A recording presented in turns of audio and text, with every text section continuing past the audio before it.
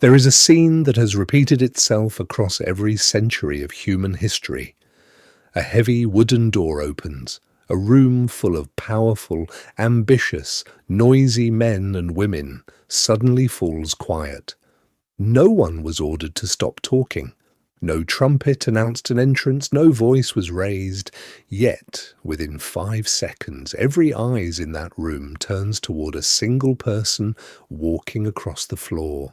They do not smile excessively, they do not wave, they do not rush to fill the silence. They move with an unhurried, almost terrifying calm.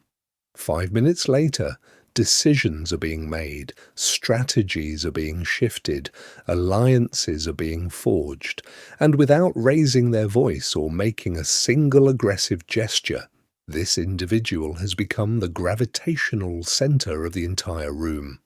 We often call this charisma. We call it charm, aura, or magnetism.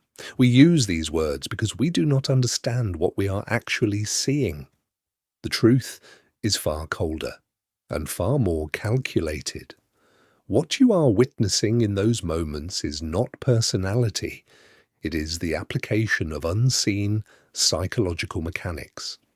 It is an architecture of influence built on a profound understanding of human vulnerability, cognitive shortcuts, and emotional biology. For thousands of years, a select few have understood a secret that the rest of humanity ignores. Influence is not something you demand. It is not something you perform. Influence is a psychological vacuum, and human nature abhors a vacuum. Most people believe that to influence a room, you must dominate it. They believe you must speak louder, talk longer, debate faster, and project an overwhelming personality. Modern culture sells us this myth every single day. We are told to assert ourselves, to make ourselves heard, to fake it until we make it. Yet, if you observe high-stakes environments, from ancient royal courts to modern boardrooms, you will notice something paradoxical. The loudest person in the room is rarely the most powerful. In fact, the loudest person is usually the most desperate. Noise is a signal of anxiety. Over-explaining is a sign of submission. Hyper-reactivity is a confession that you are controlled by your environment rather than controlling it. True influence operates invisibly. It does not push, it pulls. It relies on the subtle, often unconscious cues that signal high social value, internal stability, and mastery over human nature.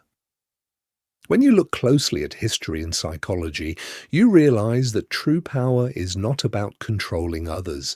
It is about controlling the internal atmosphere of the room until everyone else subconsciously aligns with your wavelength.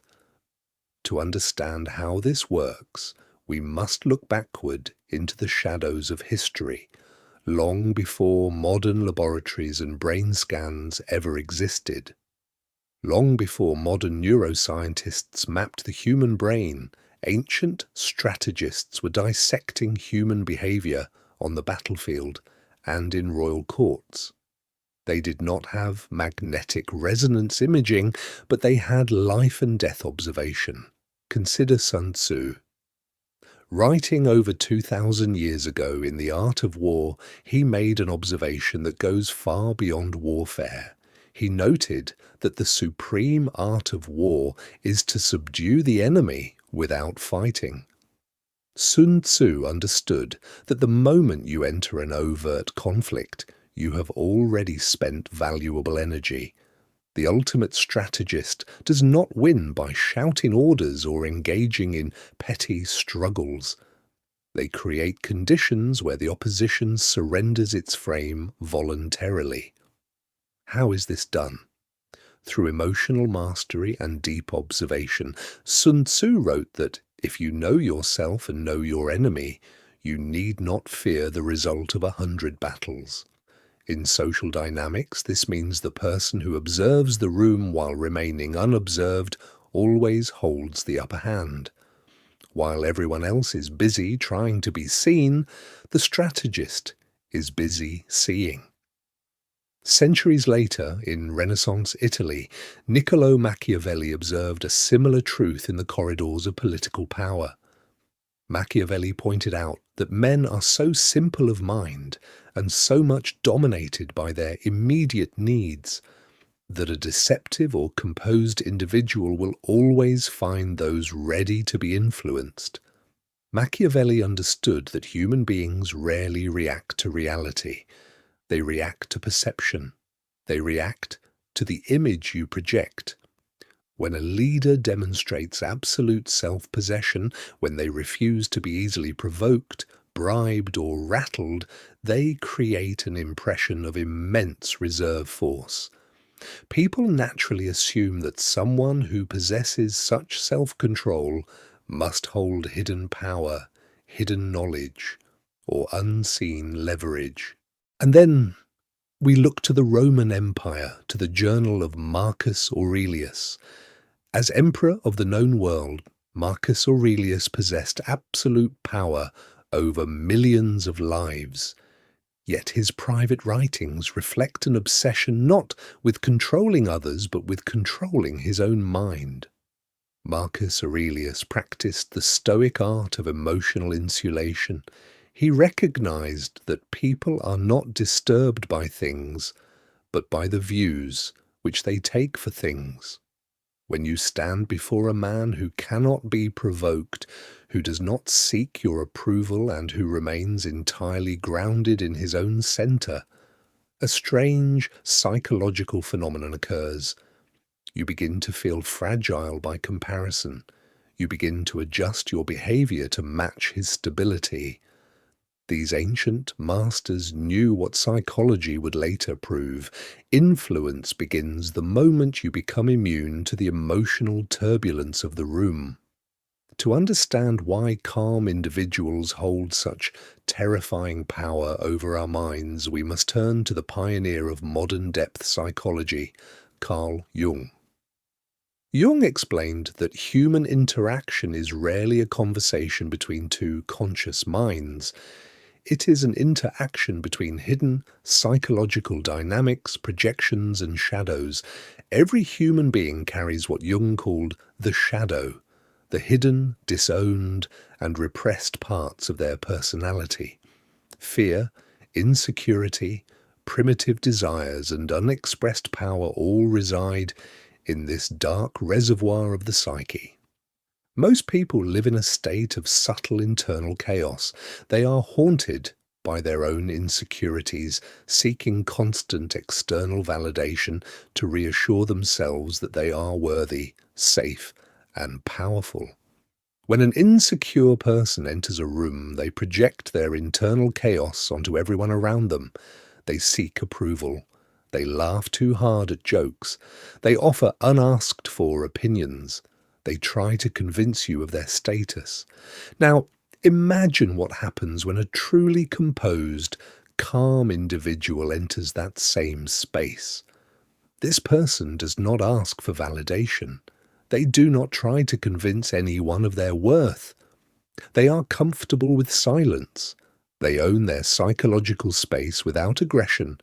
According to Jungian theory, people automatically project their own ideals and desires onto a person who presents a clean, calm, and contained exterior. Because the silent, calm person does not reveal their flaws or desperate needs, the minds of others fill in the blanks. We project our desire for strength, security, and authority onto them. We assume they know something we do not. We attribute wisdom to their silence and strength to their composure. This is the psychological mechanism behind presence. Presence is not an energetic performance. Presence is the psychological space you leave open for others to project their deep, human desire for leadership onto you. When you conquer your own shadow, when you are no longer driven by needy impulses, you become a mirror. And people will naturally follow the person who reflects the order and control they so desperately lack within themselves. While Carl Jung explored the subterranean depths of the subconscious, modern behavioral scientist Robert Cialdini spent decades studying the mechanics of influence in the real world. Cialdini discovered that human beings rely on specific mental shortcuts to navigate a complex world. When used strategically inside narrative and human interaction, these principles do not just persuade, they fundamentally alter how people perceive authority. Consider the principle of scarcity. We value that which is rare.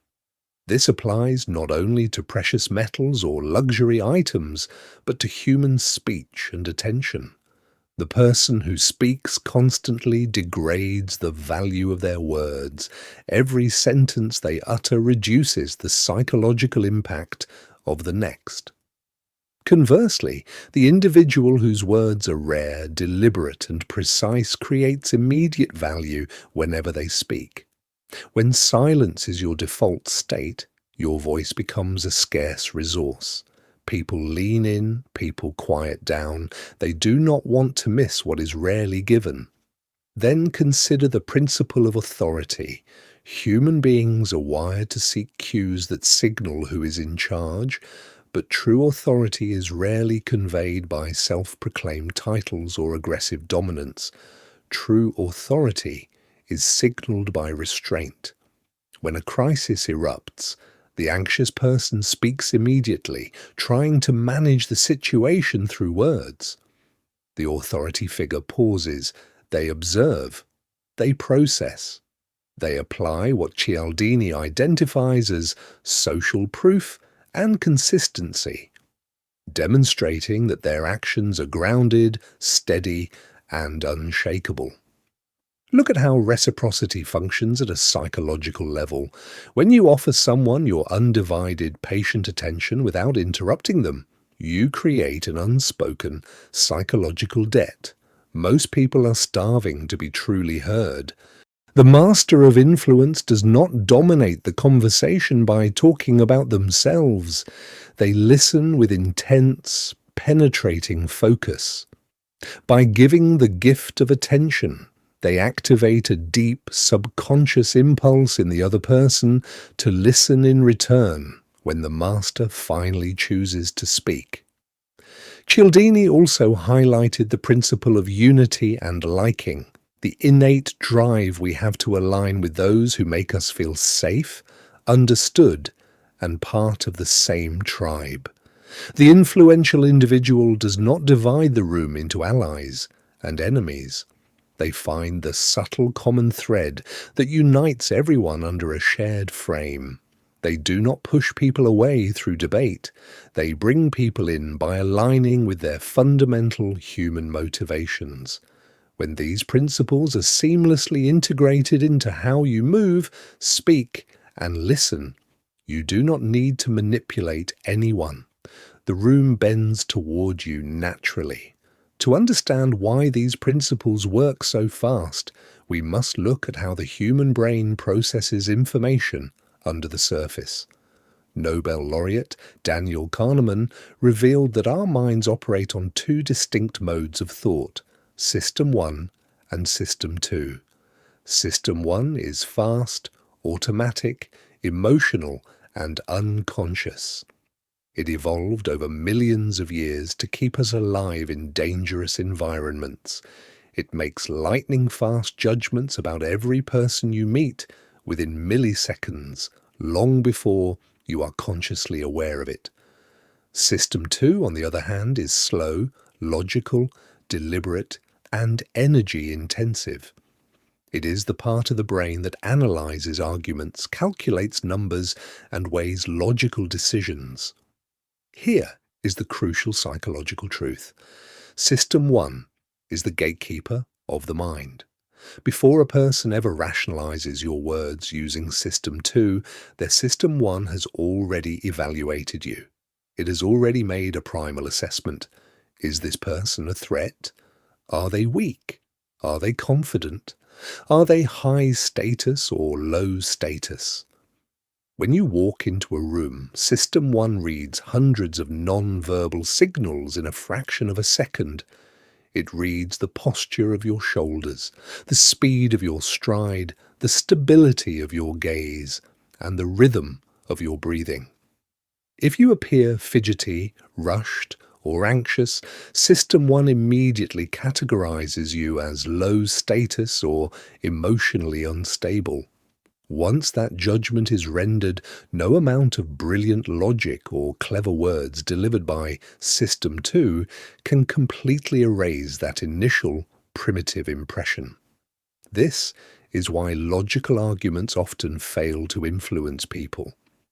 If you have lost the battle at the level of System 1, you are trying to convince a mind that has already categorized you as unpersuasive. The individuals who control every room understand this fundamental hierarchy. They address System 1 first. They establish physical calm, spatial dominance, and emotional composure before they ever open their mouths. They speak directly to the primitive brain's need for safety, structure, and strength. Only then do they deliver their message to the logical mind.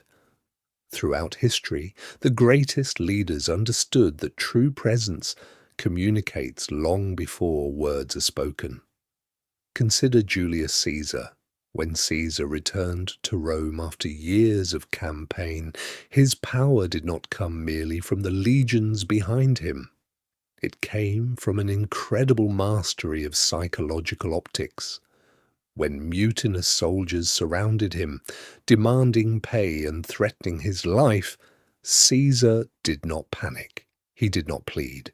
He walked directly into the center of the angry crowd, stood tall, and looked at them in complete silence.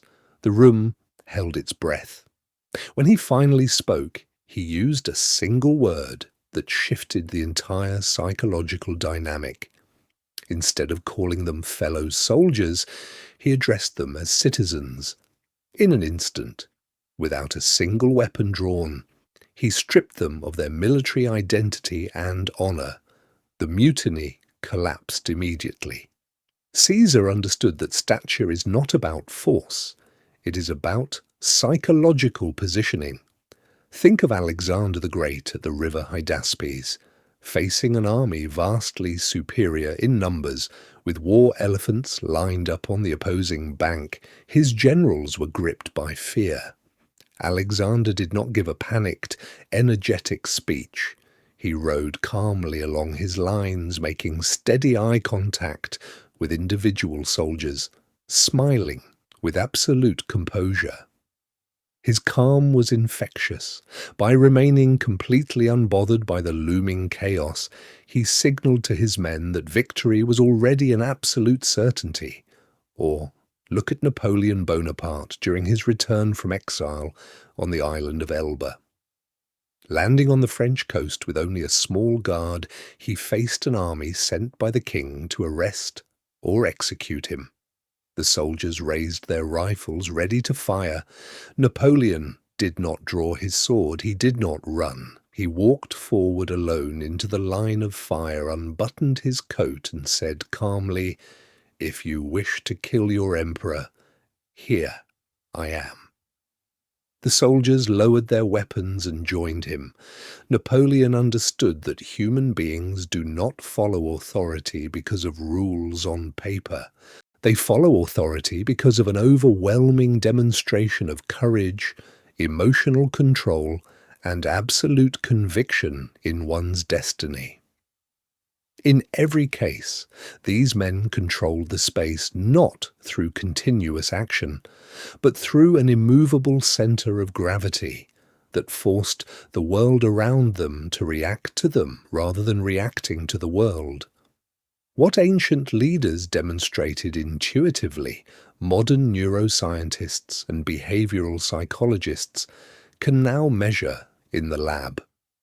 When you enter a room, a complex biological conversation begins automatically.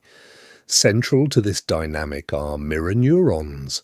specialized brain cells that react both when we perform an action and when we observe someone else performing that same action. Mirror neurons are the biological foundation of emotional contagion.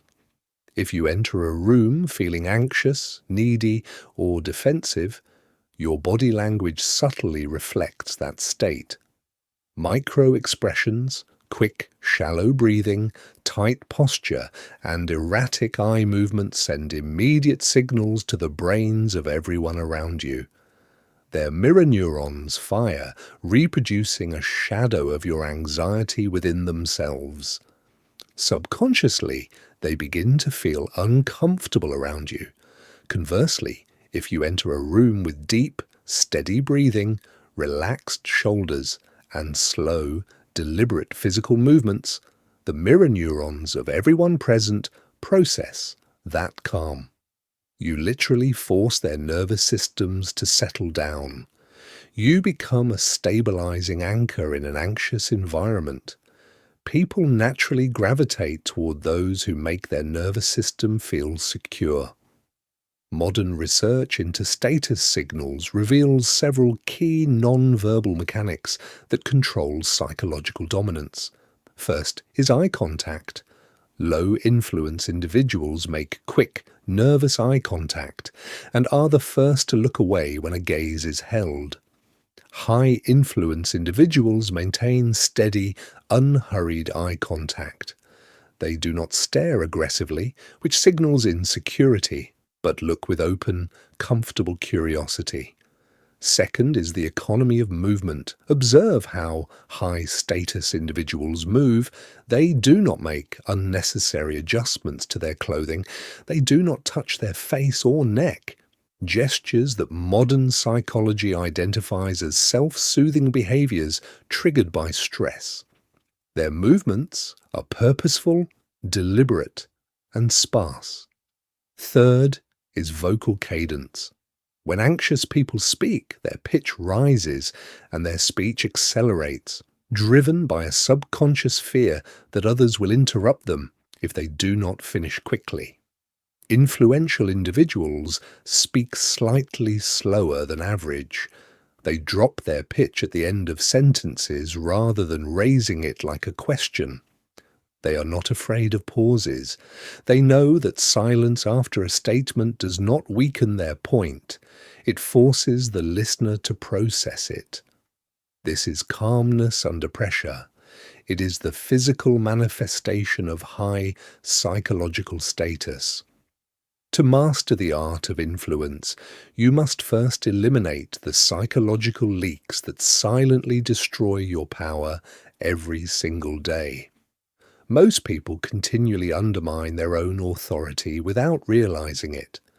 They engage in subtle behaviors that broadcast insecurity to the entire room. The first and most destructive habit is neediness. Neediness is the desperate desire for approval, agreement, or validation. The moment you need someone to agree with you, you give them power over you. People can smell neediness instantly. It manifests as over-explaining, apologizing when no mistake was made, or constantly checking others' faces for approval while speaking.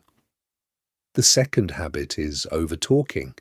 When you feel uncomfortable in a social setting, the natural temptation is to fill the silence with noise. You offer unnecessary details, explain your decisions repeatedly, or share too much personal information too quickly. By over-talking, you destroy all sense of mystery. You signal that your internal space is fragile and easily disrupted by a simple pause in conversation. The third habit is emotional reactivity. If someone can easily make you angry, defensive, or flustered, they control you. The moment you react emotionally to a provocation, you surrender your frame and adopt theirs. Look around you. The person who loses their temper in a debate has almost always lost the argument in the eyes of the observers. Anger is often a public admission that you have run out of intelligent options. The fourth habit is the lack of a psychological boundary. If you are open, predictable, and fully accessible to everyone at all times, you hold zero mystery. Influence requires a degree of distance. If people know everything you think, everything you feel, and what you will do in every situation, you become entirely predictable. And predictability breeds indifference. When you strip away these self-defeating habits, something remarkable happens. You stop leaking psychological energy. You retain your personal force. Building quiet influence is not about acquiring tricks or tactical maneuvers.